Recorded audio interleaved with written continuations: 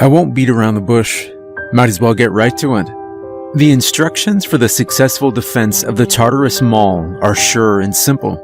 First things first, Tartarus ain't actually the mall's name. That's just what I call the place on account of the store I have to guard. I won't tell you the mall's proper name for security reasons. But yeah, so one of the stores in the mall is called Tartarus, and this store is perpetually closed. I've never seen it open. A metal sheet lives across its door, and its window displays are always empty, boarded up even. The instructions, to put them simply, are as follows. Number 1, watch Tartarus. Number 2, don't let anyone in. And number 3, don't let anyone out.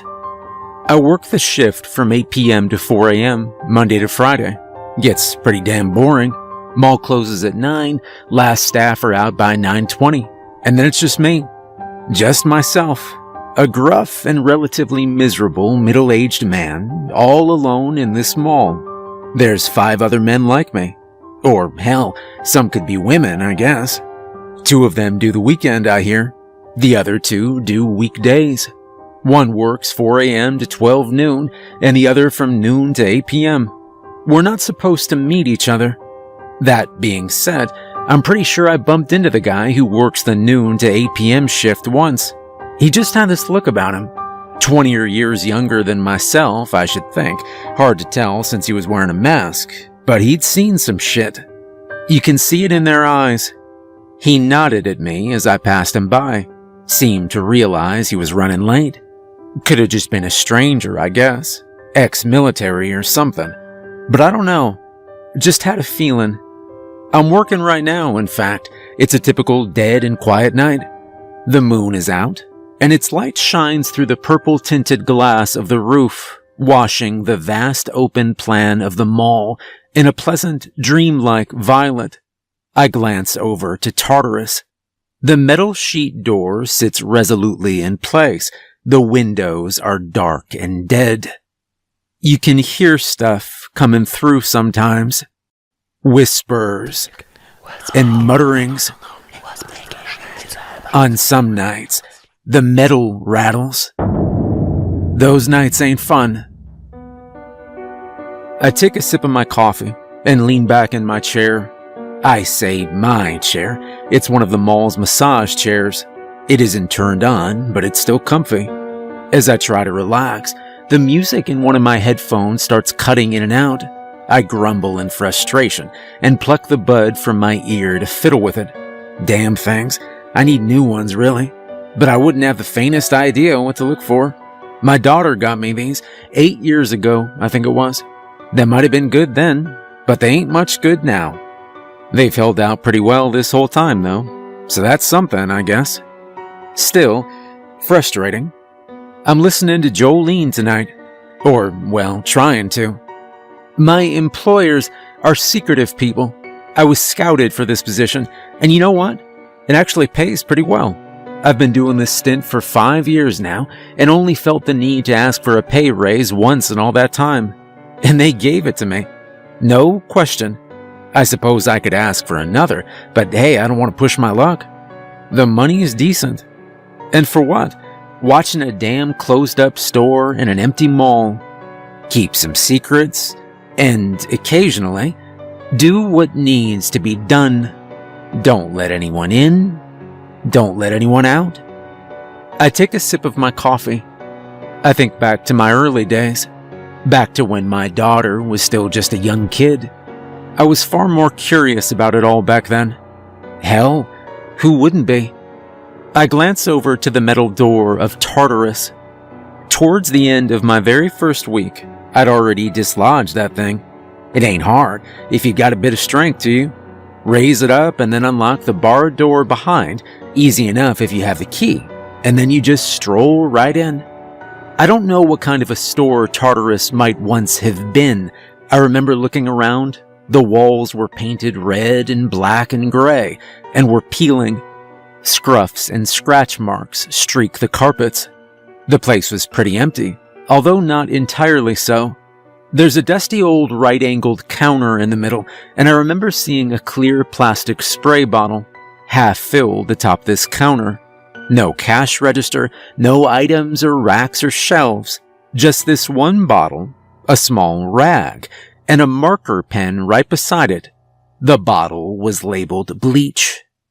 In the far corners of the store, which, by the way, appeared ever so slightly further and wider than one would expect, in these far corners were a collection of eerie mannequins, all faceless, leaned and stacked against each other in various sizes, all faceless, all stripped of clothing. Some of the mannequins had stuff written across their faces. I remember walking up to them, walking past and taking a closer look. Upon the closest was written, Jaden-R. Curious. On the next was written, Charlotte-R. And then on the third, a little further along, Zach-S. I couldn't make sense of it back then. I remember puzzling over the names. I counted 5 different initials in total. R, S, N, T, and SL. There were 7 mannequins with names attached to R, 4 attached to S, 2 marked with an N, 2 marked with a T, and only a single mannequin labeled with an SL. One of these mannequins, a male figure labeled with a T, had been crossed through with a large black X, and 5 of them were entirely blank. I found a storeroom near the back filled with dozens more. What the hell is this place? And you know, these mannequins weren't even the weirdest thing about the abandoned store. The weirdest thing by far was hidden behind the counter, right in the center of the room. A singular, deep, dark hole right there in the middle of the floor. Damn, I'd murmured aloud, peering cautiously down. The hole in the ground reminded me of one of those kid slides, the types you see in McDonald's funhouses and ball pit playpens. Old and dusty and grimy, hard plastic, it went down about 6 or 7 feet into the darkness and then rounded a gentle corner. And there was something else, too. Around the hole, around the tunnel's entrance, there's this general creeping sense of unease. It's tough to explain. There's this sense that the floor upon which you walk is fragile, far more fragile than you give it credit for. That everything is more fragile than you give it credit for, in fact. It's a cold and clammy sensation, and it gets right under your skin.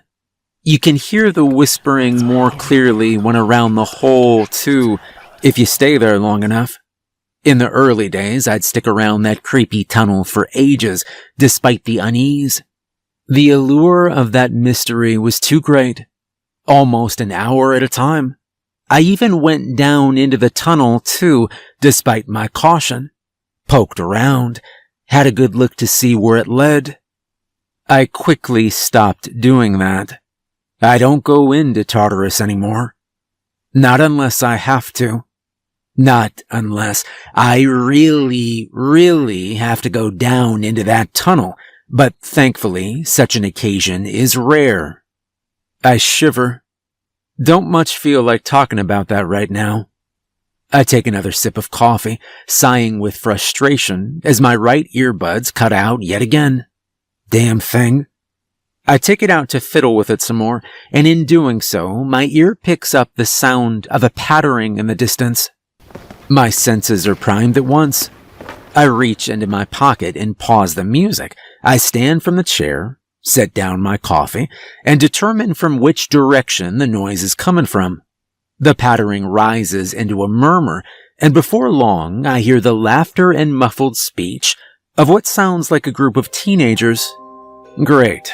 Haven't had to deal with something like this for a while. I check my watch. 1 a.m. I wonder what the cause could be this time. A break-in, perhaps? Or maybe just a group of dumbasses who hid away in some store and waited for the mall to close. Maybe they're making some kind of YouTube video. That's what the last group were doing. When was that? August? September? I shake my head with a grumble. Idiots, I mutter, deciding on tonight's approach and folding my arms, waiting for the group to round the corner at the far side of the mall's open plan. Their laughter becomes louder and louder, growing more obnoxious with each step. They round the corner, and my suspicions are confirmed. 5 teenagers, all washed in that subtle purple light. I'm standing so still that it takes a second for them to spot me. Once they do, however, their laughter cuts out at once, and the pattering ceases as they come to an awkward and sudden stop. I let the moment hang in the air, then I break it with a simple, "You kids shouldn't be in here. Get the hell out before I call the police." The one in the front of the procession opens his mouth to say something and glances from me to Tartarus and then back. I narrow my eyes. Interesting, and troubling. I'm really hoping these dumb kids aren't here to see Tartarus. Though none of them have their phones out. Doesn't look like they're filming any kind of video. "What are you doing here?" the kid at the front asks. He's got some stubble around his chin and an oversized white sweater. I can sense the general anxiety of the group, but this guy seems bolder than the others. "What the hell kind of question is that? I work here. Get out. Don't make me ask you again." "You're not wearing any kind of uniform. And what kind of security guard hangs out right in the middle of the mall?" Sweater takes a step forward and again glances from me to Tartarus, less subtly this time. "Dude, no way. Was Rex telling the truth?" One of the girls of the group mutters to the boy beside her. She looks between me and the accursed store. "You're trespassing," I reiterate, raising my voice. "Just go, for God's sake. Leave by whatever way you came in and leave me to listen to my crappy music." The group's other girl, one to Sweater's left, looks up at me. "Why would you want to listen to crappy music?" she asks. I push some air out through my nose. Well, it's not the music so much as the headphones. Look, that's really not important. I falter, squinting. "Hey, wait a second. Don't I know you? You're one of Abby's friends, right?" Abby is my daughter. The girl's eyes widen and she takes a step back. Yeah, I know you. For God's sake, I'm Abby's father. You're, Maddie, Riley, something like that. Avery?" she squeaks. Yeah, that's it. Look, I remember you. You're a good kid. I'm sure you all are. So just get out of here. This is your final warning." "What about Tartarus?" Sweater asks me. I take another step towards the group. "What about it?" "Well, what's in there?" "Nothing's in there." "That's a lie," chimes in one of the others, a boy to Sweater's right, long blonde hair over his fringe. There's stuff in there. We know there is." I take another step towards them. Kids these days, so reckless. Back when I was young, if I'd seen someone like me in a place like this, at a time like this, I would have ran for my damn life, not engaged in chit-chat. "I don't know who you've been talking to," I reply through gritted teeth, "but I can assure you that there is nothing of interest to you or to anyone in that empty-ass old closed-down store." "So you won't mind if we take a look around it then?" Sweater replies, and he draws from his pocket my key. I am actually taken by surprise. It glints violet in the light, but it's my key all right, no doubt about that. The long, sharp, and serrated silver key to Tartarus. I can see the store's logo or symbol or whatever emblazoned across the handle in black. How the... You dropped it back there in the hallway. Sweater replies. Careless, really. There's a tense pause. Now, Sweater says, and the group disperses. Avery goes with Fringe and a pair, but the others all split up and run their separate ways. Oh, for God's sake, I say, taking off after him. How could I be so careless? Dropped my key. But that's impossible. I'm always so careful. Never in all my years have I once lost that key. I watch as Sweater tosses something shiny and silver to the group's other girl before she sprints down an adjacent hallway, past a Claire's and a Starbucks. I am taken by the coordination and pre-planning of this group. Not because Sweater actually passed her the key, but because he pretended to. It was a quick motion, but I caught it. It was just a coin. The actual key was hurriedly and subtly passed to Fringe before they parted ways. I saw the hands connect. These guys are something else. I mutter as I change directions and head off after the duo. God's sake, even if I get rid of them tonight, they'll probably be back. I might have to bring out the big guns to scare these ones away. I race past the mall fountain, a white and marble thing with a life-sized horse carved as its central feature. It doesn't take me long to catch up to him. I may be a little old, but I'm sprintier than I look. Not so fast, I call out, reaching out and grabbing the scruff of Fringe's jacket. He lets out a yelp and skids. Avery carries on a little farther before stopping herself to look back at us. She puts her hands to her mouth. Wait! Liam! Liam, I snarl, looking down into the kid's face as I catch my breath. You've made a mistake here today, kid.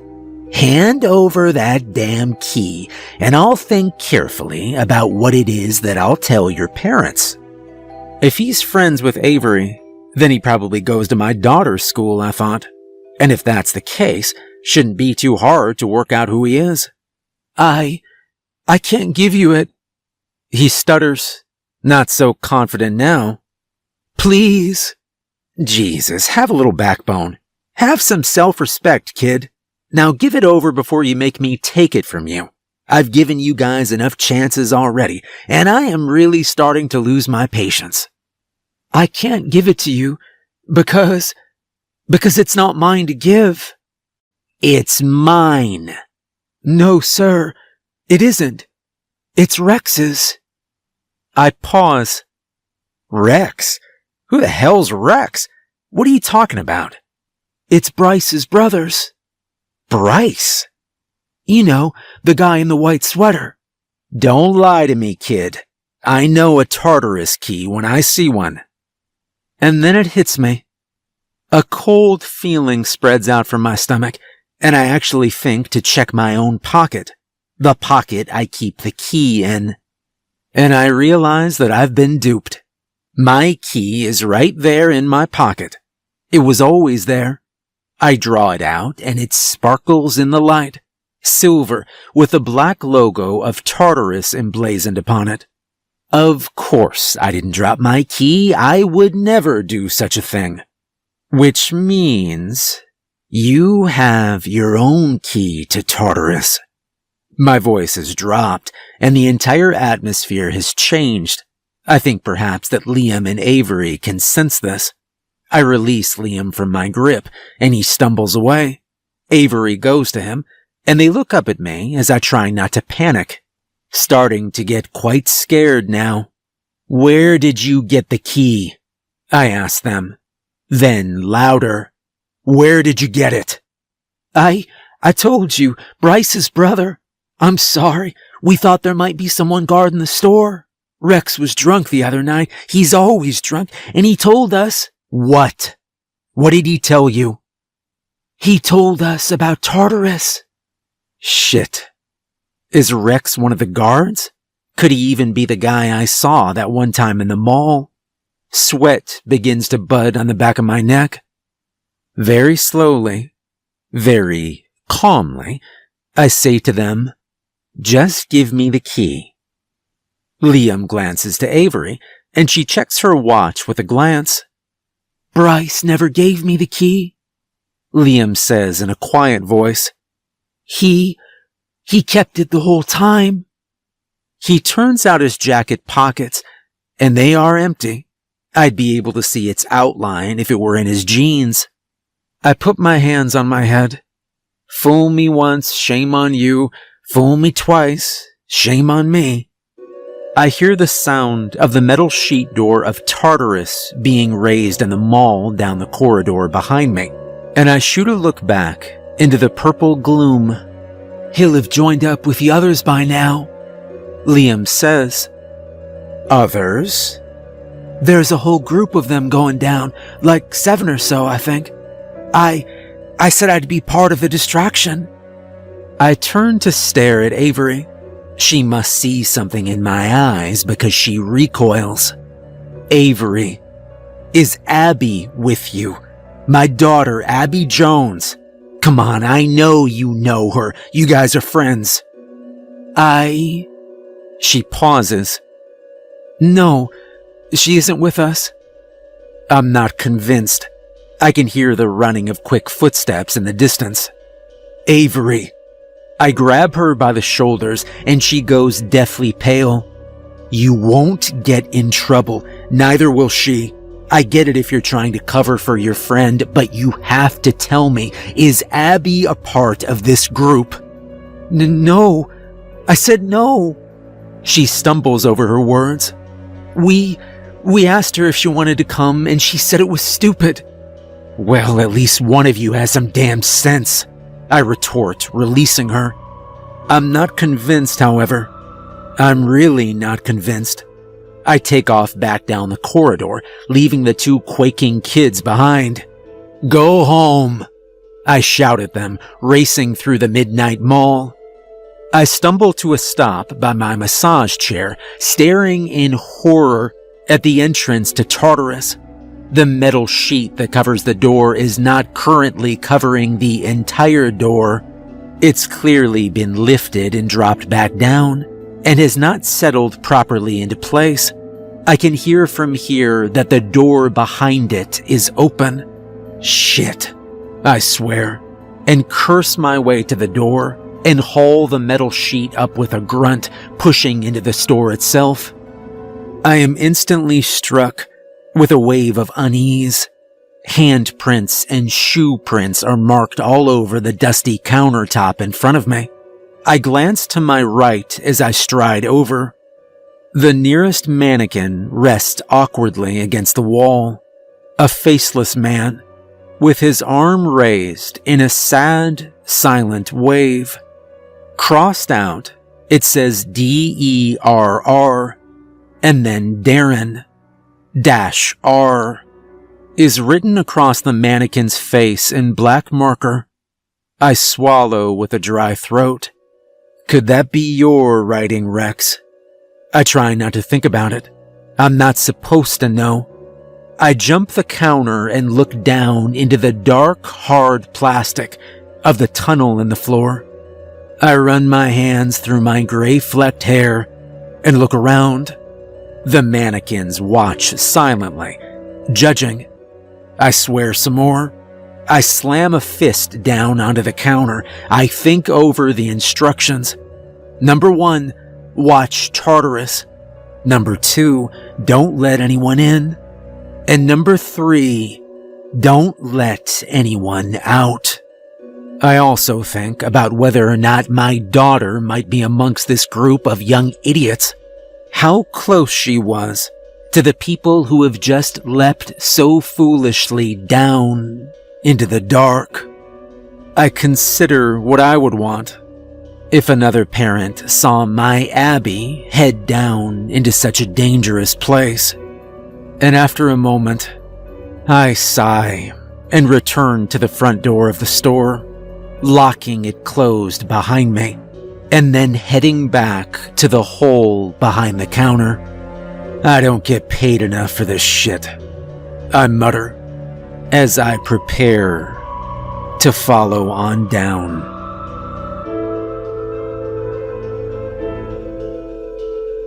The tunnel in the ground seemed to know I intended to enter. The whispering coming from the depths increases, becoming a fog-like shivering and rattling around the back of my head.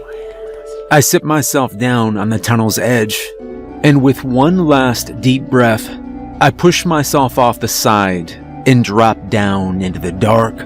The hard plastic of the tunnel carries me down and around the corner like a slide. Down it goes, turning this way and that, before steadily leveling out. I grunt and readjust myself as I slow to a stop. The tunnel is rather claustrophobic, but it's fine. I've been down here before. I have to turn onto my front on my hands and knees. I do so and crawl forwards for about 2 minutes or so, before rounding one last corner. Ahead of me at the end of the tunnel is a narrow pinprick of pale purple light, same shade to the light in the mall upstairs. I mutter to myself, pushing down the fear, and continue my crawling, knees aching as I do so. You gotta be more careful, Matthew, I think to myself, chiding myself for being so careless.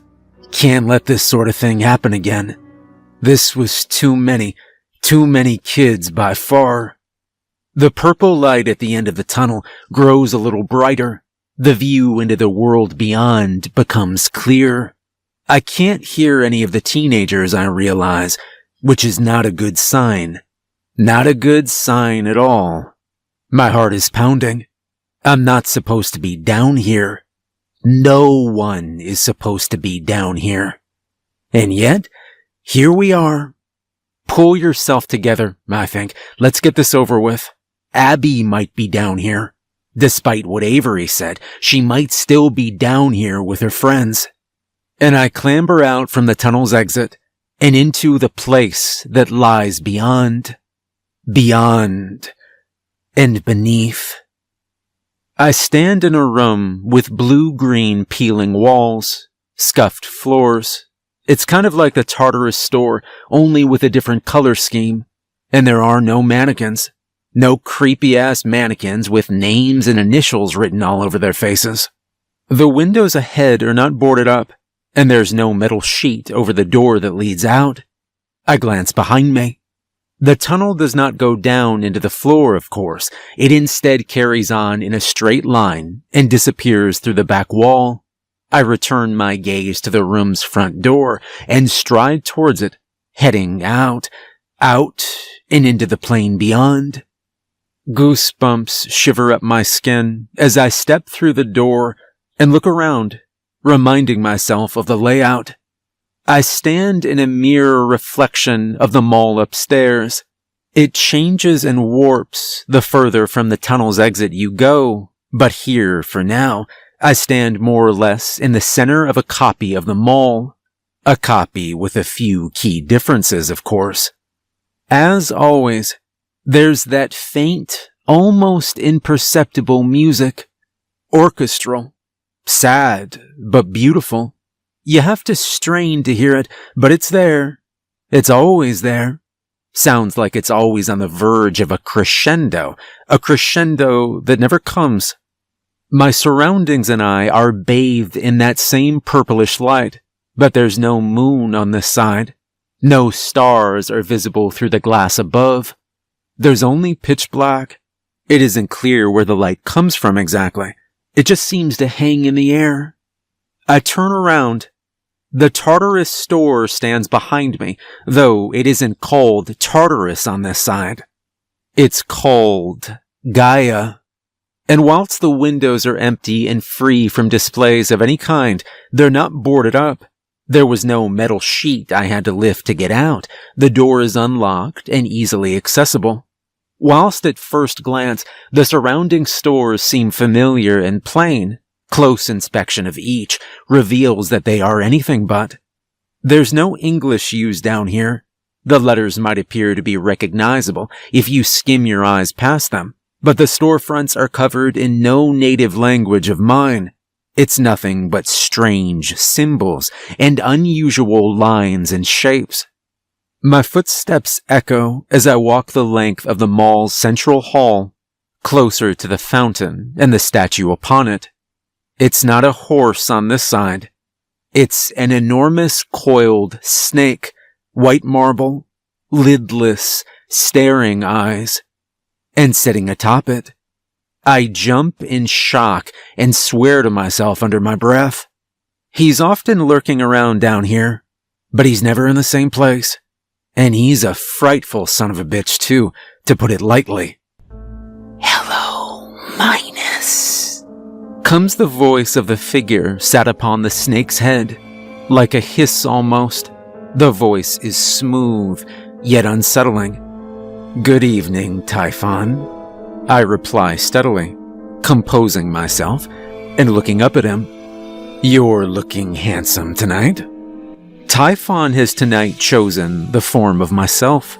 Sitting up on the top of the snake is a copy of me, though, as with the mall, the copy is twisted. Typhon's copy of me is pure white, and when I say that, I mean everything. The hair, the skin, the clothes, all a mist-like, ghostly white, all except for the eyes. There's no color in the eyes, just void black. Typhon grins and flickers out his tongue, like a snake's. He cocks his head at me. You've made a tragic mistake tonight, haven't you, Minus? Typhon doesn't know my name. It's safer that way, and I intend to keep it as such. He knows that it begins with an M, however, and he chooses to refer to me as Minus. A mistake, sure. I don't intend for it to be tragic, though. We all make mistakes, I say. Some more than others, Typhon replies, licking his teeth. He does not blink. There is a pause. Well, I'd best be looking for them then, I say, doing my best to sound casual. I imagine you saw where they all went? I did. I saw where they went. And I don't suppose you're going to tell me, are you? When did I become so predictable? Typhon replies, with a stretched, white grin. All right. Well, I'll be seeing you then, Typhon. I start walking around the statue of the snake on its fountain. I watch in my peripheral vision as Typhon creeps like a lizard across the statue's head. Have you thought some more about the offer I made you, Minus? Typhon asks, his voice dropping and the hiss in his throat becoming more prominent. It will save you a great deal of trouble a little further down the line. I doubt that, I reply, looking directly ahead and leaving the statue of the snake behind me. And as before, my answer is no. Well, the offer stands. I do hope you change your mind. I hear the sound of Typhon scuttling down the marble of the statue. I shoot a quick glance over my shoulder, but he's already vanished. And when I'm sure he's gone, I breathe just a little easier. It may not seem like it, but Typhon scares me more than most down here. He was in a good mood tonight. I continue on along my way, aware that the clock is ticking, ears straining for any hint of the group, listening intently for any clattering, speaking, or screaming to accompany that faint orchestral music. I think hard. The kid in the oversized white sweater, the ringleader of this little group. What was it that the duo upstairs had said his name was? Bryce. And Bryce's older brother is a guy named Rex, a nighttime alcoholic by their accounts, and the owner of the key Bryce used to get them all down here. This troubles me greatly. Ignorance is bliss. I know more now than I'd wanted to. So Rex is likely one of my mysterious colleagues, another of the shift workers, the tragic guardians of Tartarus. It fits, given the existence of the R initial scrawled across many of the mannequins upstairs, And this colleague of mine has supposedly been careless with his key. Stupid bastard, I mutter, though my heart goes out to him. And now his brother is down here in the depths, maybe with Abby. I increase my pace. If I'd heard stories about this place from an older brother through drunk ramblings, I guess, where would I want to go first? If I was some stupid kid? A couple of potential answers come to mind, and I settle on one, adjusting my course and heading to the right. I pass beneath the silent, watchful gaze of the eerie storefronts on either side. The color schemes, all washed in violet of course, seem vaguely familiar in one's peripheral vision, but when you turn to look directly at them, well, as I said, they ain't anything recognizable, dreamlike, and nonsensical. I can hear voices ahead, male and female, kid voices. It's them, all right. I start jogging. I round the next corner. In the mall upstairs, the actual mall, I guess, this right here would be one of the mall's exits. The corridor leads to a large bookstore, and if you walk right through the center, then you leave into one of the parking lots. You can see the exit from the store's entrance. Down here, however, beneath Tartarus, the bookstore does not lead to an exit. It only leads into more corridors of the mall. There are no windows.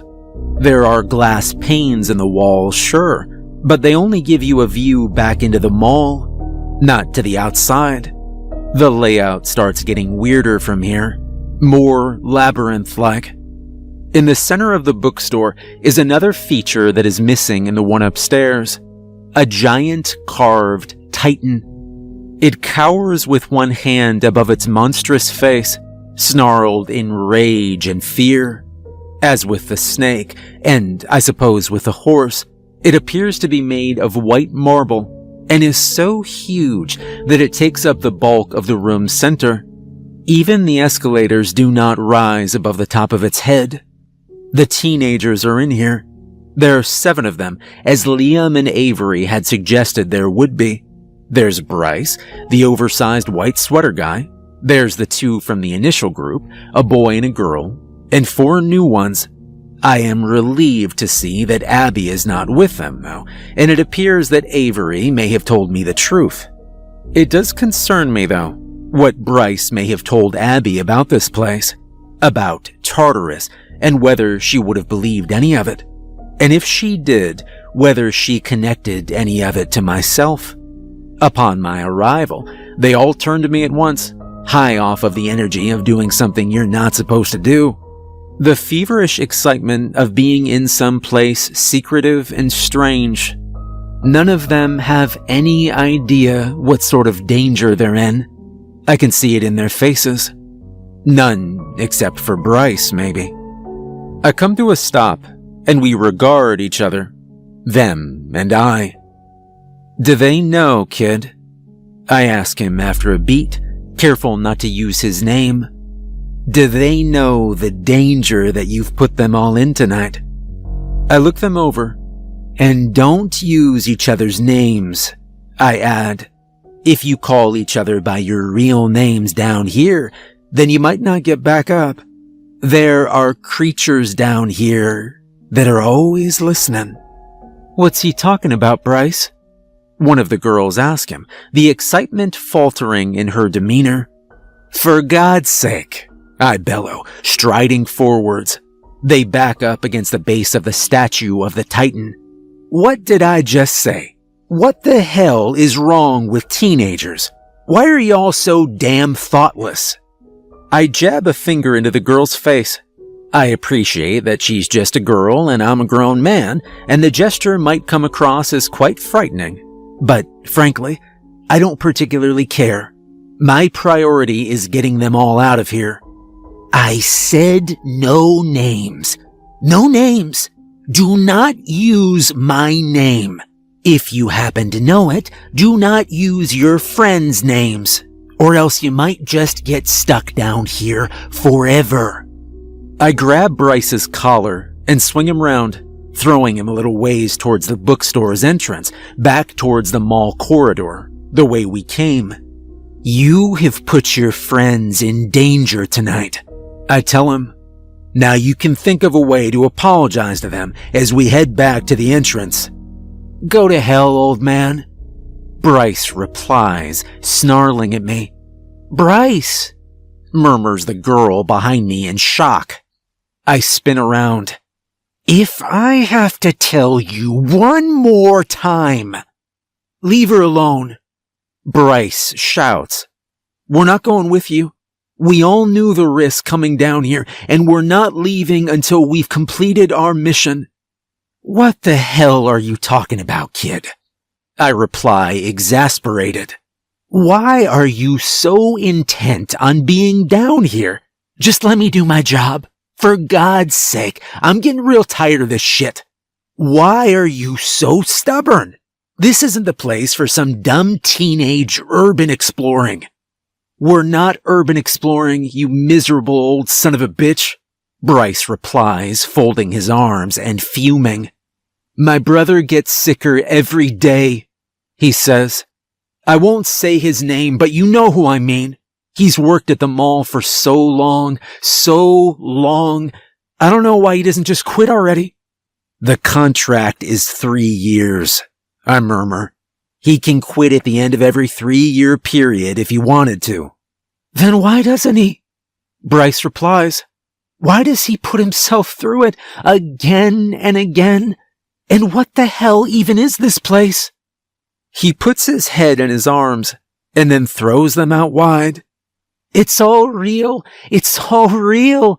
I thought it was drugs. I thought that my brother might be wasting away in some crack den, but the more I researched, the more I stalked and watched. It's all real. Tartarus." He pauses, gathers himself. "My friends came down here with me voluntarily. They trust me because I trust them." There's a murmur of determined agreement from behind me, from the little gathering. Bryce's eyes flash. "And if it's all real, then that means Typhon is real, and it's his fault. It's all his fault." The air in the corners of my vision begin to shimmer slightly. A book on a nearby table stand starts to shake. "Kid," I say, carefully and quietly. I walk forwards and try to usher him onwards. "It's time to go." He shoves me away, and his friends go to stand by his side, staring back at me, some anxiously, some defiantly. "It's Typhon's fault that my brother's stuck in this job. I'm not sure how exactly, but I know it must be his fault. And I know he's evil. So, we're gonna find him, and we're gonna kill him." I cannot help a panicked laugh escaping my throat, which seems to rile Bryce up even further. "Kid, what are you saying? You think you'd be able to kill Typhon? You think you'd be able to, even if it were possible? This is insane, unless you want to put your disappearances on your brother's already burdened conscience. Then go. Go back to the entrance, all of you." A voice from above cuts through our clamor like ice. It is a disconnected fragment of sentence, chilling in its lack of context. The voice is neither male nor female, raspy and cold, hissing in bouts of fiery spouts. The big one shouts. I know what I'll see before even looking up. It's one of Typhon's playthings. We're steadily running out of time here. The eyes of the kids before me go wide with terror as they look up to the ceiling. I crane my neck unenthusiastically. Above us is the plaything in question. It has the rough form of a human, like Typhon, entirely white. Unlike Typhon, however, the thing has no eyes. No features on its head at all, actually. No face, no hair, no ears, just a blank canvas. It has one large mouth in the center of its chest. The mouth puckers and salivates as it creeps across the ceiling. It moves tentatively, but surely, like a spider. It has no legs, but instead has 6 arms, 2 from where you would expect, 2 from the joints where its legs should be, and 2 from its hips. It is an abomination, and abominations are aplenty down here. "What the hell is that?" the boy to Bryce's right says. The boy from upstairs, adorned in a blue hoodie. "That is our cue to leave," I reply, pushing them towards the entrance. "Is this all of you? There's no one else? Just you 7? Most of them are stricken by the monster overhead, but 2 of them nod at me in response. "Games," hisses the creature. "I would love a game. Love, a lone flower in the cold field." Its ramblings are lost to a general murmur as I quickly draw the door to the bookstore closed behind us. Bryce gathers himself. He glares at me, with a purpose and a determination well beyond his years. "I came here for a reason. There are worse things than Typhon down here. My brother talks in his sleep. He mumbles when he's wasted. I know what needs to be done. I'm not afraid." And the kid pushes right past me. He slams open the bookstore door and races right through to the doors on the opposite side. Blue Hoodie goes with him. One of the new girls goes as well. "I've got your back, man," the boy shouts as he joins his comrade. "We're with you," the girl cries. "You idiots! You'll never see the daylight again!" I roar after them, painfully conscious of Typhon's plaything scuttling across the shelves above and after them. I swivel back to the rest of the group. My chest tightens. Fine. They want to disappear so badly, then so be it. Screw 'em. Anyone else want to die down here in the dark? I am met with stricken silence. Good. Then let's go. I grab 2 of them and start to run back through the mall, but I let them go after a few seconds. They're all running with me this time. Back through the corridors, back past the statue of the snake. I glance up, but Typhon himself has vanished. He could be anywhere now. We stumble towards the entrance to Gaia. All right, in you go. I pant, grimacing as I catch my breath and stretch out one of my legs. Back through the tunnel. One of the girls turns to me. She's from the original group that I saw upstairs. Curly black hair. What about She stops herself. What about the others? We can't just leave them. I clench my jaw. They made their choice. I ain't their babysitter. She grabs me by the sleeve. Please, sir. Please. I'm sorry, okay? I'm sorry we made you come down here, and I'm sorry we all thought this was a good idea, but you can't just leave them. I look at the faces of the kids before me, hesitating. He'll never give up, says one of the boys. Never. If you don't go after him, then he's gonna die. Please. We're sorry. I blow some air through my nose. I ain't giving you my key, I tell him. And if I go to unlock the Tartarus door for you, then by the time I get back down here, it'll be too late. If I go after them, then who knows what'll happen. There's no telling when I'll be back. You might have to wait for the next person on shift to come and let you out. That's not so bad, one of the boys replies, bravely, or foolishly. How long would that be? I glance at my watch. 2.5 hours or so. Well, that's not so bad. Perhaps not, but... I pause. But what? The girl with curly hair replies. But whoever comes to let you out will be bound to the rules, I think. Just like myself. Watch Tartarus. Don't let anyone in. Don't let anyone out. But there's no telling whether or not they'd actually let you out. I finish simply. We're not supposed to let anyone out, and the longer you stay in Tartarus and the realm below, well, the worse it gets. There is a long silence, and the kids look at each other. An unspoken agreement passes between them. Guys? Curly asks, and the others nod. She turns back to me. Please, we can wait. Just go after them. I consider their request, and then swear quietly. God's sake. I point to the tunnel. Head up anyway. I don't want you creeping around down here. Head up to Tartarus and wait for me there.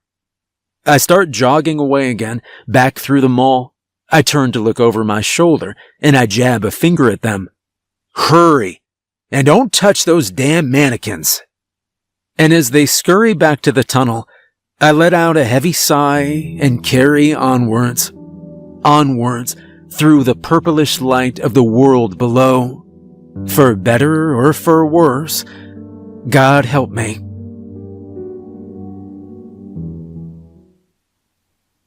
Racing through the mall, I again reach the bookstore, the store that marks the edge of this branch of the complex. I put a hand on the glass pane of the window and look through, peering this way and that for any sign of Typhon's abomination. Where are you, you bastard? I mutter as I cautiously push through, taking the key from my pocket and brandishing it like a weapon. The door squeaks as I step inside, and it closes behind me. Step by step, I walk the length of the room, round the statue of the agonized Titan, and between the still and silent escalators. Nothing. Though this is not necessarily a good sign. It likely followed on after the trio. Already across the room, I push through the next set of doors and out into the corridor beyond. To my left and right are more stores. Endless, bleary, and unidentifiable stores. I look down to my watch, and a sharp chord is played in the distant orchestra. I wonder if perhaps I'm wasting my time. These kids have brought this fate upon themselves, after all. I notice a trash can knocked to the ground. There's no trash inside of it, of course, but a decent indicator of where they might have gone nonetheless. I take the corridor beyond it, to the left. The pattern on the floor is covered in subtle false shadows. It gives the impression that it rises and falls in unusual places, making it difficult to move in a straight line. I think about Rex, about the young man I saw that one time while starting my shift, about the look in his eyes. My fellow guardian. Bryce is his brother. He might be a little shit, but Rex is a watcher of Tartarus, damn it. A gatekeeper, like myself. And I'm just not one to leave people behind, if I can help it. The stores here stand at weird angles. A bench beside me is longer and thinner at one end than it is on the other. It looks normal when viewed from a certain angle, but from any other, it is strange and disturbing. The way ahead branches into 3 paths, and I come to a stop, catching my breath. Which way did they go? As I consider the options, a clear drop of liquid falls in front of my face, splatting quietly against the ground by my feet. I look up, and above me is an abomination, perched against the ceiling and staring right at me. I mean, it has no eyes, so it's technically not staring at me, but it might as well be. It certainly feels like it is. Its body is angled towards mine, and a low hiss reverberates out from its enormous mouth.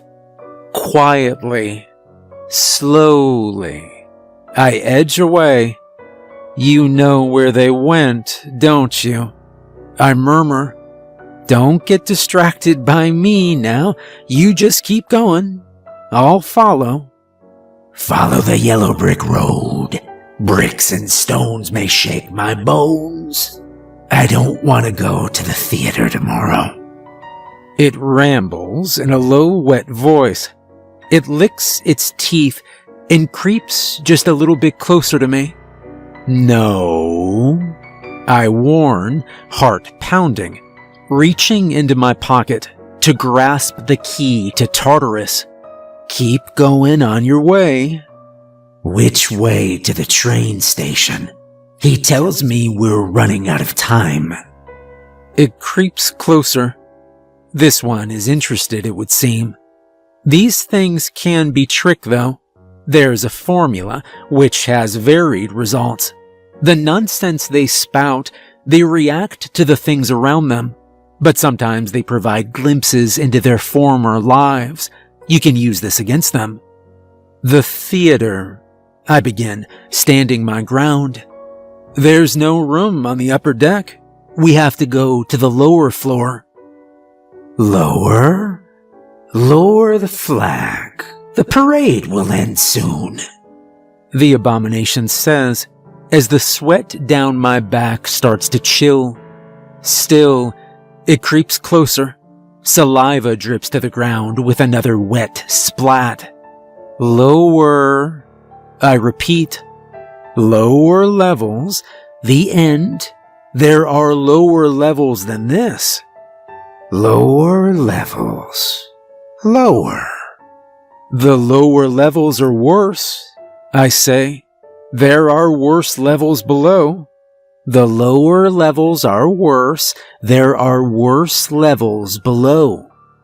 I brandish the key before me, and it glints violet in the light. The abomination pauses. There are worse levels below. It repeats. We regard each other for a moment more. The lower levels are worse. There are worse levels below, and I could send you there. I finish, and the abomination is done. With a little hiss, it turns from me, continuing on along its way, crawling across the ceiling. I check around to see if there are more, and once I am happy, I follow along after it. It'll have Bryce's scent now, if none of the others. I'm careful to keep a comfortable distance, but I feel sure enough to return my key to my pocket, glancing around warily as the abomination leads me deeper into the labyrinth. Through corridor after corridor, the sound of hissing grows louder. Through passage after passage. And at last, there they are. Around this final corner, stood in the middle of a wide intersection of varyingly sized corridors, are my trio, Bryce, Blue Hoodie, and the girl. They stand in the shadow of another marble Titan statue. The ceiling is higher in this section of mall, and the Titan towers up towards it. Its upper chest, head, and shoulders are above the mall's next level. It looks like there are more stores above us, but there's no way to reach them. The Titan's fists are balled in rage, and emotion frozen in time. The abominations are creeping their way around almost every visible surface. There must be at least 50 or more. Bryce is hurriedly reading through the pages of a small notebook. Blue Hoodie and girl are standing on either side of him, sweating and anxious, watching the encroaching abominations. Blue Hoodie spots me first, and he nudges Bryce. The three of them look over to me, and Bryce grimaces, stowing the notebook away in his pocket. "Why are you still following us?" he asks, his voice echoing around the space. I cringe and glance from abomination to abomination. "They aren't gonna hurt us," Bryce says, though he doesn't sound too convinced. "I know what they are, what they used to be." "You don't know jack shit," I reply. "Now what do I have to say to convince you to come back? There are people who care about you, you know. Not me, but people." Bryce half smiles and raises his voice. "Typhon," he shouts, to to a sudden shiver of hissing around the room. "I want to make you an offer." I shake my head with gritted teeth as a cool draft blows down the nearest corridor. "Hello?" Typhon replies. All eyes look up to see him leaning over the rail of the floor above us, peering down with that grin stretched wide across his face. He's taken the form of Bryce, an altered Bryce, of course, pure white, with those black, unblinking eyes. The three kids draw a little closer together. "What do we have here?" Typhon asks as he drifts down the rail like smoke, settling on one of the Titan's knees and resting there. "Two young gentlemen and a young lady." He looks over to me. His gaze is, as always, cold. "These fine folks with you, Minus." "Typhon," I mutter, raising a hand. "Just let these ones go." Typhon laughs, and the abominations, all perched in wait around us, echo the sound with a series of hisses. "Let them go. I'm not keeping them." Typhon's attention drifts back to Bryce, and he leans forwards, resting his chin in his hands. His snake-like tongue flickers out from his mouth. "You think you have an offer to make me, young man?" I know you like to make deals and bargains." Bryce begins, reaching into his pocket, but Typhon interrupts. "Oh, do you? Do you now? You must know all sorts of things. How clever.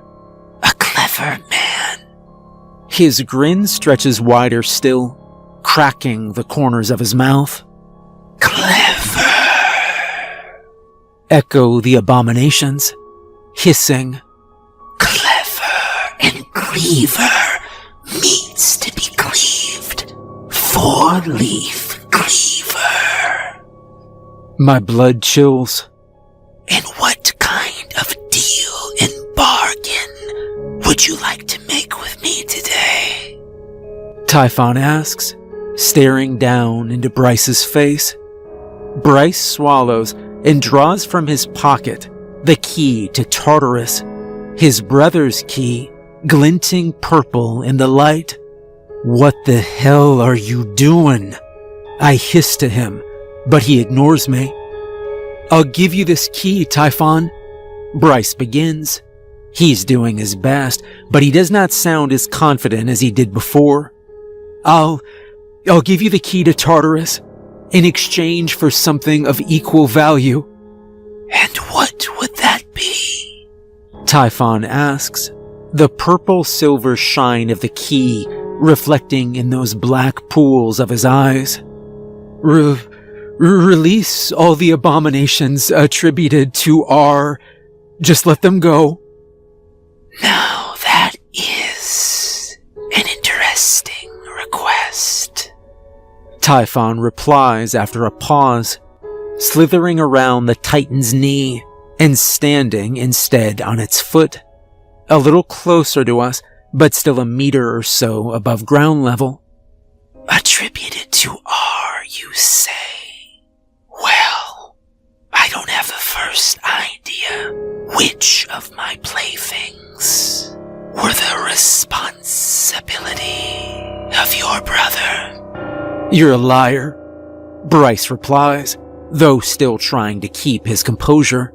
"Ah, so R is your brother then?" Typhon grins, flickering his tongue. "I thought I picked up on a family resemblance. Noted. So you stole his key. Are you sure that it's really yours to offer in trade?" Bryce falters. Typhon chuckles and speaks on. "And I'm not lying to you. It's so difficult to keep track of who sends me my playthings. And why would I care? It matters not who allows them down. I watch this back and forth with white knuckles and a clenched jaw. I do not know if Typhon is truly interested in the key. He's never expressed any particular interest in mine, though it's possible Bryce knows something I don't. Bryce grips the key a little tighter, holds it a little tighter. Let the abominations go. That's why my brother keeps doing his job. Year after year. It's because he can't forgive himself. He can't forgive himself for all the people he's let through, and he'll never stop coming here until they're all free. Typhon starts making his way towards Bryce. His steps are slow and lazy, but his eyes remain fixed resolutely on the boy. Do you know what I would do with this key? I would use it as bait. Your brother will come down here to try and retrieve it from me. I don't know how he'll get down here without a key, but he's a smart lad. He'll find a way. I doubt his employers would accept such a loss. He grins. If they know that you were able to steal his key in the first place, well, the damage might already be done. Bryce lowers his hand a little. He stutters. His employers? Typhon says, his eyes flashing. So you don't know everything then? Interesting. So very interesting. He's standing right in front of Bryce now, looking directly into his eyes. Your offer is a fun one, but I don't accept offers made by mortals. Allow me to propose one of my own. Is this Bryce's plan, I wonder? A bargain, and a dangerous one at that.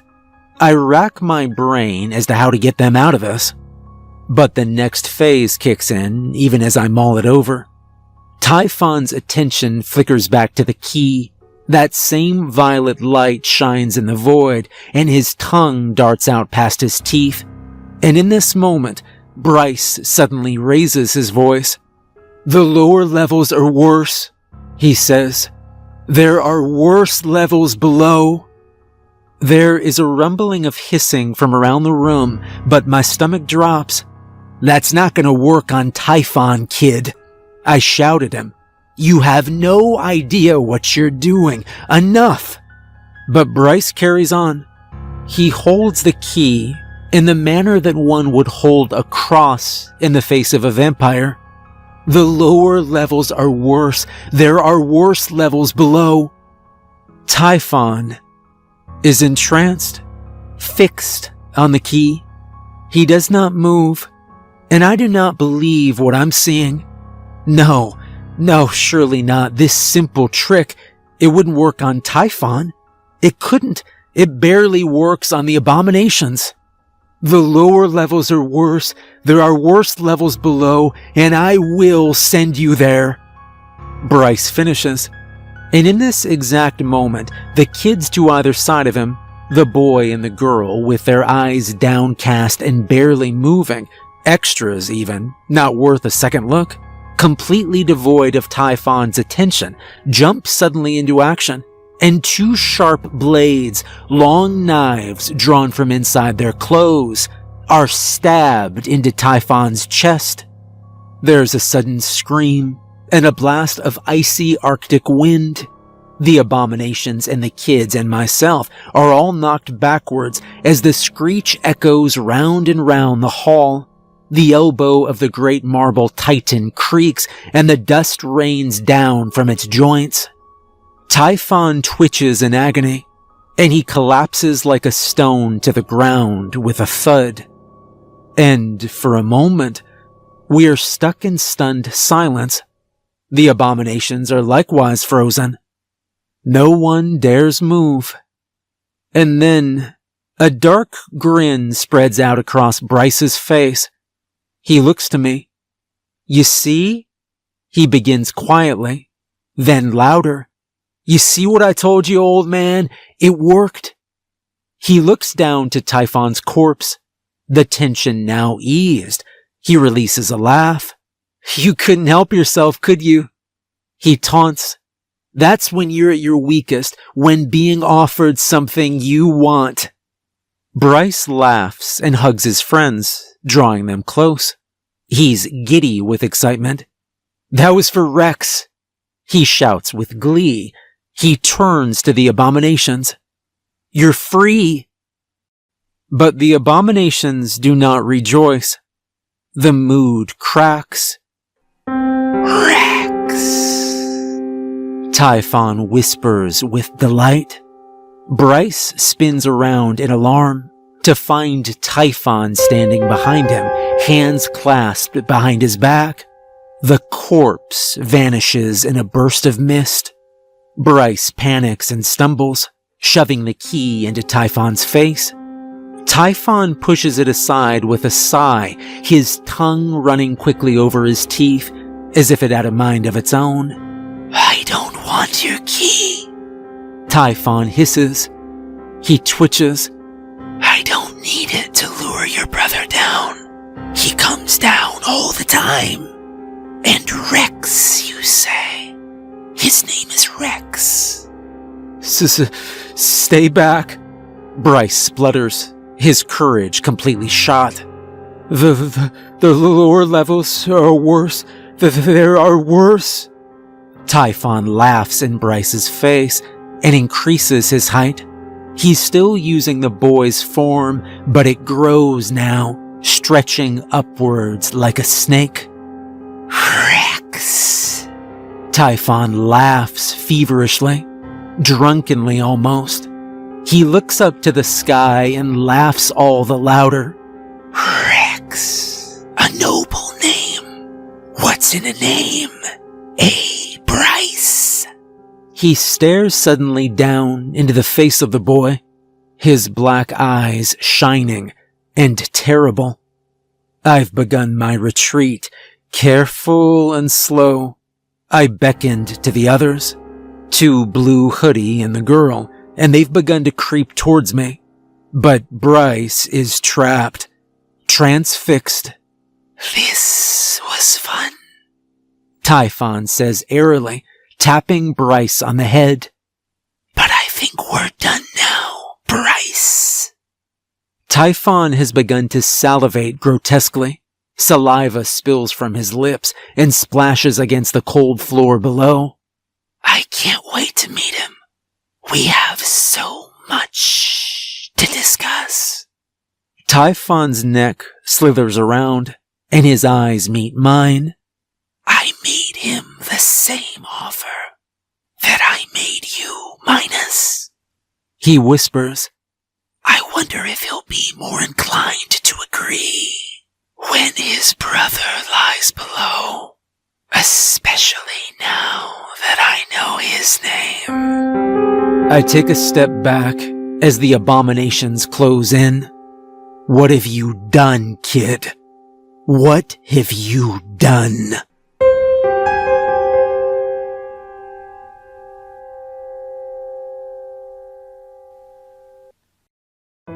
Typhon giggles with glee, frothing at the mouth, and his twisted form, his pale copy of Bryce, stretches further up above our heads like a monstrous cobra. Rex. He repeats over and over, and he points carelessly down at the quivering Bryce below. I'm done with this one, He says to the waiting, watching crowd with a wave of his hand. Bryce can be taken. Hissing and salivating, the abominations scurry towards him.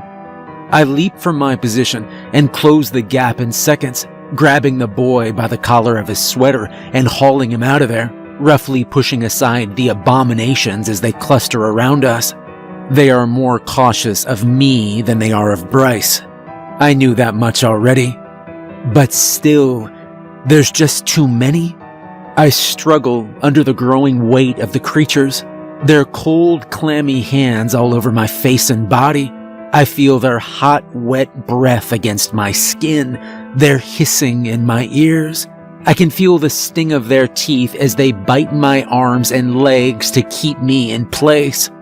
To keep me in place so as to undergo the process. I can feel one of my hands starting to become numb as their paralyzing saliva begins taking effect, and I can feel them tugging at Bryce, pulling at his joints as he cries out. There's too many of them. There's just too many. They're wild, unfocused, frenzied and riled up by their master. In fact, I realize a truth about the chaos. They're getting in each other's way. I can probably get myself out of here, but to do so, I'll have to let go of the lad. He screams louder. Just let him go, I think. And you can escape, Matthew. Shit. And you know what? I prepare to do just that. I make my decision to abandon him.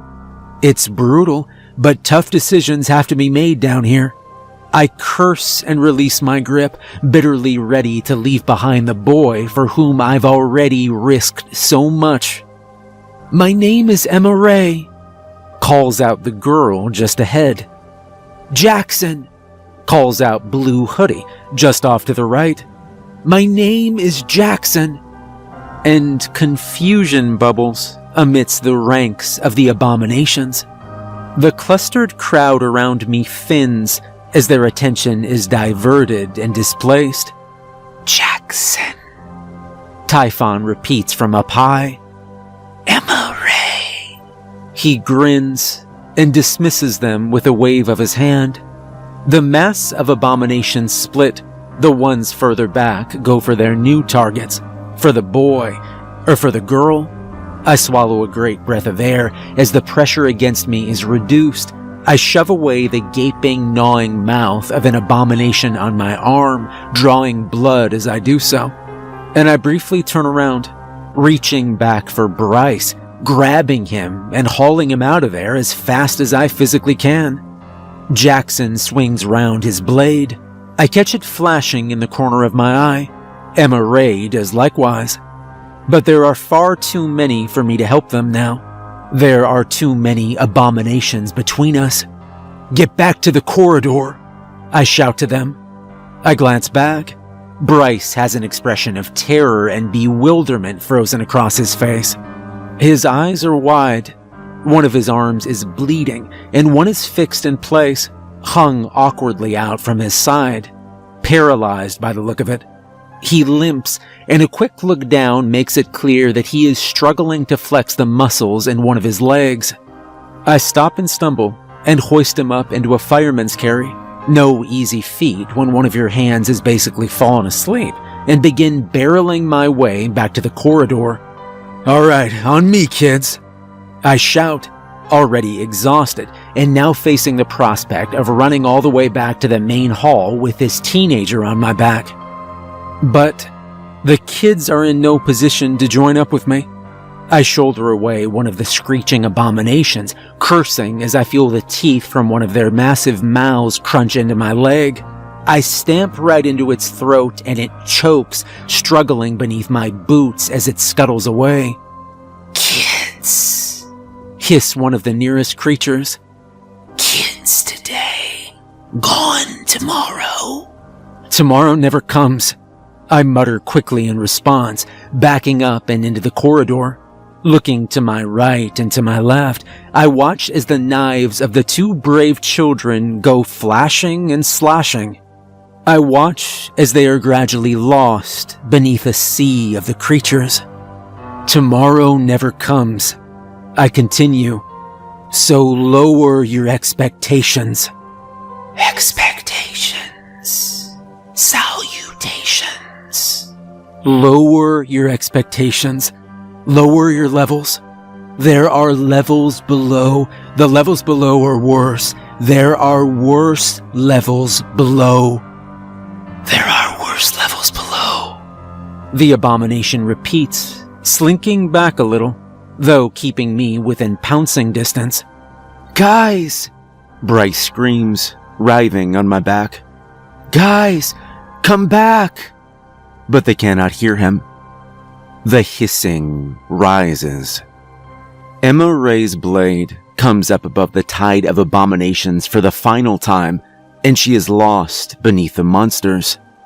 Shit, I swear, still retreating, looking over now to the boy in the blue hoodie, to Jackson. I catch flashes of blue amidst the pale skin of the abominations. An abomination steps on the dropped blade, and it skids across the floor and away. The creatures have sensed these two kids to be the easier targets and have largely left us alone for now, and a quick glimpse through the crowd shows us Jackson's fate. He is the fate of everyone who gets taken by the abominations. The teenager is paralyzed, frozen. His legs are in the process of being swallowed up whole into one of the abomination's mouths. His arm is lost in the gullet of another. "Jackson!" Bryce screams out, struggling, but I do not let him go.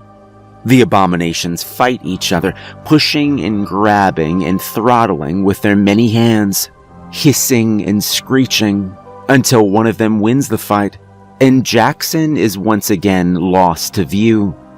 They will take everything they can. The abominations will absorb all but his most basic core essence. He will be left as warped and distorted as the beings that surround us. It's time to go. "I'm sorry, kids," I mutter, turning to take my leave. I catch Typhon's eye as I do so. The black eye and the white, now ringed with orange and rivers of yellow, like a hot, burning coal. The stretched and snake-like creature towers over us all. Rex, he mouths, licking his teeth, then loudly he speaks. I'll be seeing you again soon, Minus. "I'm sure you will, Typhon," I reply, shoving to the side one of the bolder abominations as I flee the scene. "No!" Bryce shouts, doing his best to kick me with his working leg. "You have to go back, please." "I'm sorry, bud. Not this time," I reply as I make my hasty retreat through the distorted mall complex. A couple more corners, a touch further, and yes, there it is, the bookstore just up ahead. I can see the statue of the Titan through the glass. Bryce has begun to sob.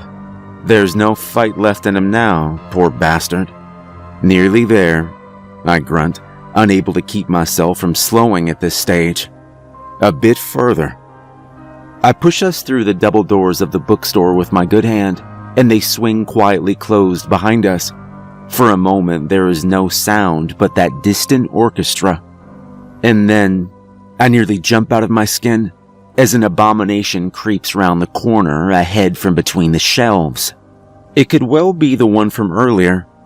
Perhaps it never left the store after all. "Shit. Can you walk, kid?" "Yeah," he replies, and I set him down. He stumbles and staggers into the nearest shelf, and a book goes falling to the ground.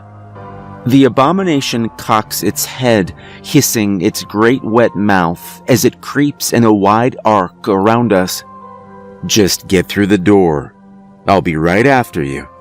Go on now," I say to Bryce, and to his credit, he does so.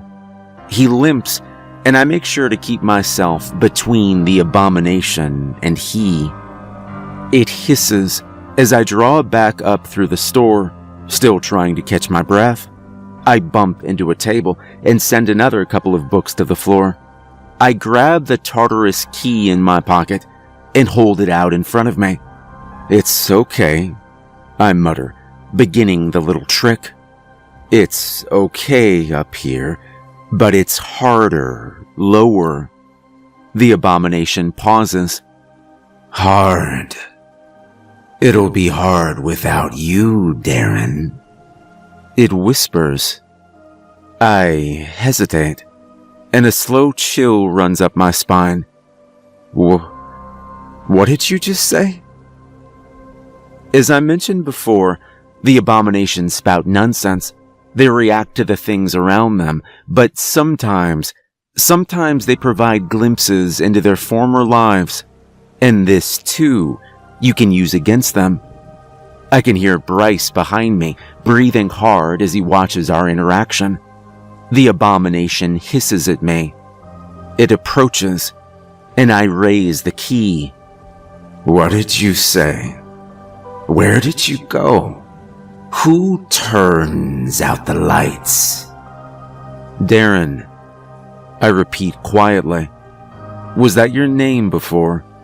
Are you giving me sentences you said yourself, or are you repeating what someone said to you once before, perhaps a long time ago?" The abomination has stopped mid-creep, body angled towards mine. It does not reply, nor does it repeat or echo my words. Gritting my teeth, I step towards it. I'm gonna go for it. The penalty for screwing up is rough, but it would be good if I could save just one more. The abomination does not scuttle away at my approach, nor does it lurch forward to tear into my hand. It instead sits tensed as I place my palm on the pale, smooth skin of its head. "Darren," I mutter, then clearer, "Your name is Darren, and I free you now from the clutches of Tartarus." What follows is no pause, no moment to consider. Reacting instantly, the abomination rears up on its hind legs and dry heaves. It makes a strangled, gurgled screech and heaves again, this time with a torrent of saliva that splashes across the thready carpet of the bookstore. I watch, wide-eyed, waiting, taking a step back as the monster writhes. And at last it convulses violently and heaves up an entire person, naked, soaking wet, a man in his mid-20s by the looks of it, and all that is left behind is an empty skin, a twitching, pale, and crumpled pile of skin, like what a shedding snake might leave behind, if a little larger, and with more teeth. I wipe the sweat from my forehead and crouch down, nudging the expelled body. "Darren?" I ask quietly, and the body stirs. "What the hell?" Bryce mutters from behind me. "Great, more carrion," I grumble to myself as I hoist this disgusting, slippery, naked man up onto my back. Ugh. Bryce and I walk side by side and back through the mall, back past the statue of the coiled snake and towards the entrance to Gaia. The man on my back has begun to stir. It doesn't usually take him long.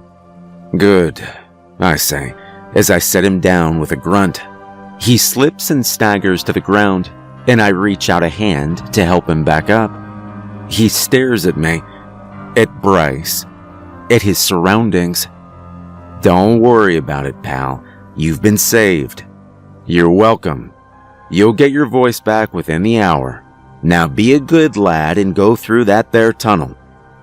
Darren turns to look through the doorway for Gaia, at the long tunnel that burrows into the peeling green-blue wall at the back.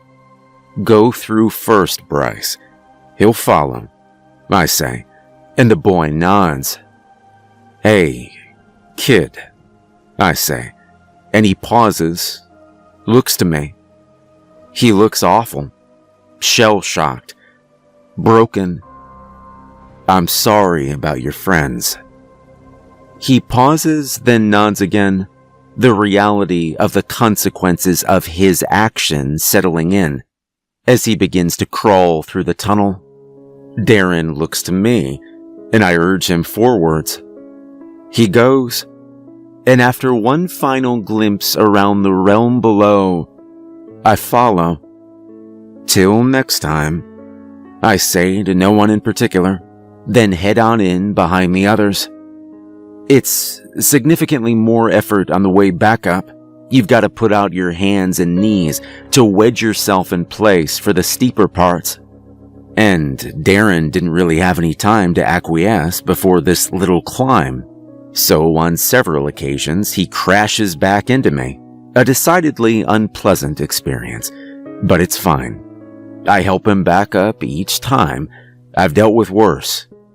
And at last, we ascend through the hole in the floor of Tartarus, hauling ourselves up into the abandoned old store of peeling red and faded black. The other kids are still up here. They stare at us in alarm. At all three of us. A new, strange, and naked man amongst them. Curly steps forward, puts her hand on Bryce's shoulder. "Bryce," she says quietly, concerned. "Where are the others? Where's Jackson and Emma Ray?" And Bryce can take it no longer. He breaks. He doubles suddenly over as his body is racked with sobs. He can hardly get the words out as he falls against the nearest wall and collapses to the floor, face in his hands. "It's my fault," he says. "It's all my fault." "Come on," I urge, gently but firmly, as I step between them to unlock the door. "Everyone out." I point to the newcomer. "You too, Darren. There's an open-close store just across from here. Go grab a shirt and get some pants." I watch as the group help Bryce up, and they stumble out into the mall, and I shake my head. Teenagers. Thanks to Bryce, 2 of his friends now lie below. But then, it isn't Bryce's fault. Not really. It's mine. I am a guardian of Tartarus, and the instructions are clear. The responsibility belongs to me, even if you might, to an extent, disagree. I take full blame for this. But hell, you know what? I think my estimation of this particular age group might actually have gone up a little this evening. What those 2 down there did for their friend, what Emma Ray and Jackson did to try and save Bryce, it was noble. Admirable, if nothing else. I rub a hand across my face. I'm feeling my age tonight. I watch as the teenagers settle onto a nearby bench, doing their best to console Bryce and to work out what happened. And I watch as Darren stumbles his way towards the clothes store. I turn. When I first stepped foot into the Tartarus store 5 long years ago, I'd counted 21 mannequins in total. 16 had been marked with names and initials. The other 5 were blank. The storeroom was also full of them. Well, the storeroom these days looks like it houses the same amount. But the number of mannequins all around me, stacked and clustered against the walls and the counter, have risen considerably since then. There must be at least 60 in here now. It's a wonder that there's any space for them. The world around me is quiet as I consider this. I can hear the distant murmur of the kids beyond the door, but overall, the sound is low. There is no faint and distant orchestra here. It's nice, calming, clear, refreshing, like drinking cool water after a long and beverage-free drive in the sun. I lick my lips. That's something else I could do with some water. I'll grab some in a minute, but first, I walk to the counter and pick up the marker, uncapping it, on the closest section of red wallpaper, on a part that can be easily peeled away. I write, Your name has been compromised. You cannot venture down into Tartarus from here on out. Typhon knows. I head next to a pair of mannequins leaning against each other in the middle of the floor. A male and a female. On the black canvas of the male's face, I write the following with a sigh. Jackson -M.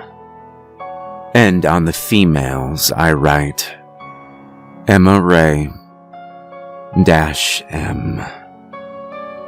I'm sorry, guys. I mutter. I hope someone will find you again someday. Maybe it'll even be me. And finally, before departing for the night, I head over to the mannequin closest to the door, marked Darren -R. I cross out the name and initial with 2 black lines, marking an X shape over the mannequin's face. I cap the pen and return it to the countertop, glancing at the bottle of bleach and the rag as I do so. Once Rex sees that this soul has been saved, he'll use these things to wipe the mannequin's face back to blank. I hope this goes a little way towards alleviating your burden, man. I mutter, before clenching and unclenching the fingers of my bad hand, encouraging the blood flow to return. I stride out into the mall. The kids are all teary-eyed. Darren stands awkwardly at the side, wearing ill-fitting clothes and unsure what to do. Darren, I say, do you know where you are? Do you know your way home? The man nods, mumbles something incomprehensible. Do you know how long you've been down? He hesitates. Well, I can't say for sure, pal, but your name's been on that mannequin since Easter. I remember the displays the mall had set up. So you've been gone for about 10 months or more. He stares at me, and I nod to him. Best of luck, pal. I'll be seeing you. He nods once more, then wanders away. My approach might seem cold, but I've done this before. He'll be all right. Don't worry about him. I turn next to the kids. It's time for you guys to be heading home now, too, I say to them, gentler than before. But sir, Curly asks me, stepping forwards, what about Jackson and Emma Ray? You'll see them again someday. I don't know when. It's rough, I know, and I know that none of you are likely to get much sleep tonight. But you need to be heading home now. I nod to Bryce. And you make sure your brother gets that key back. Don't ever tell him you were down here. Curly nods at me reluctantly, and she returns to the group. The group of 5. And I watch them leave. They catch up to Darren and walk with him, looking after him, perhaps. I wait to see if Bryce is going to say something. He turns back to me on his way out just once, washed with the others in the purple light through the sky windows, but he remains silent. And after they've left my field of vision, I return to Tartarus. I lock up the front door with a click, and I slide the key into my pocket. I hold down the metal sheet with a rattle, and I walk back to my chair, slumping down with a great, slow sigh. I reach down for my coffee and take a sip. It's cold now, of course. And so that's that. Lots of open threads, unfortunately, here at my little story's end. Sorry about that. But I'm still doing my job here in the mall, and trying to do it a little bit better, too. Or am I? On the whole, yes, I am more vigilant. I'm far more cautious. Nobody's been let in. And nobody's been let out. That being said, however, I have an occasional guest these days. A guest who comes by sometimes during my shifts. It's Bryce, of course. He comes alone, and he sits nearby on another of the massage chairs. I tried to shoo him away the first time, but you know what he's like. He's a stubborn bastard. So I let him sit with me, on the condition that he doesn't bother me.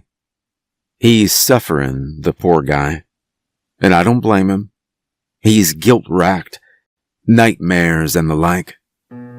He's wanting to go back down, you know. Back down into Tartarus. I haven't allowed it. He feels that it's his responsibility. I take the fact that he is actually asking me as a sign that he's truly returned Rex's key, that Rex is being more careful with it, or maybe that Bryce has developed some form of begrudging respect for me. Perhaps it's both. But Typhon will be growing impatient by now. I know that Typhon is desperate for Rex to return, to welcome my colleague back to Tartarus, and to throw open his arms, and to make the man an offer to beat the one made by our mysterious employers all those years ago. I shift in my seat. When Typhon is in a bad mood, he can be very unpleasant. Very damn unpleasant indeed. And I don't know what he would do to Bryce if he thought he could use the boy to lure Rex back down. He was careless before. He was willing to let the abominations consume him. He was arrogant, thought that Rex would come back down regardless. But Rex has done well. He's held out from his obsession. He's stepped up his game as well, perhaps. I haven't asked Bryce if the guy's still drinking. A part of me doesn't want to know. I suspect that he probably is to some degree, though hopefully he's at least cut back. Typhon won't make the same mistake. And so, I cannot allow Bryce back down as badly as he wants to go. Credit to the kid, he isn't whiny about it. He doesn't pout or beg. He just nods and settles back into his seat, staring bleary-eyed at the door to Tartarus. Sometimes he even drifts off. Through the sky window, the clouds roll gently across the moon, and the mall is bathed in shades of gently but ever-changing purple, indigo, to violet, to lilac, and back. The music comes crisp and clear through my headphones. Jolene again. Bryce had tossed this pair to me one night, still in their box, brand new. They're not from me, he'd said. Avery brought them for you. They're the latest model of the shit ones you're using now. And damn, they sure are nice. They're more comfortable, too. Maybe kids aren't so bad. Frustrating, sure. Irritating and anxious and stubborn and emotional. But hell, don't mean they ain't good people at heart. Indigo to violet, to lilac, and back. The world turns. And Tartarus turns beneath.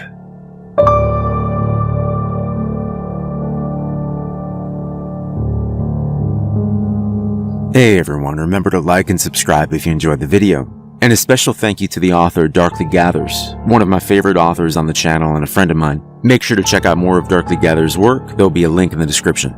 If you'd like to support me further, there's a link to my Patreon in the description. And remember, if you ever go down into Tartarus, don't let them know your name.